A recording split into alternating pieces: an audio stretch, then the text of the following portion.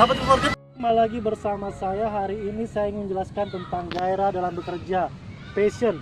Di dalam Kejadian 29 ayat 18 dikatakan, Yakub cinta kepada Rahel, sebab itu ia berkata, aku mau bekerja padamu 7 tahun lamanya untuk mendapat Rahel, anakmu yang lebih muda itu.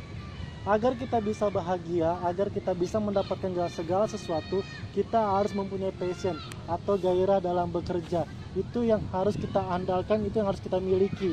Kita tidak bisa bekerja tanpa gairah. Kita harus memiliki kreativitas dalam bekerja dan komitmen yang sungguh-sungguh, sehingga kita bisa menemukan keindahan yang tersembunyi dalam hidup kita. So, kita harus memiliki gairah dalam bekerja.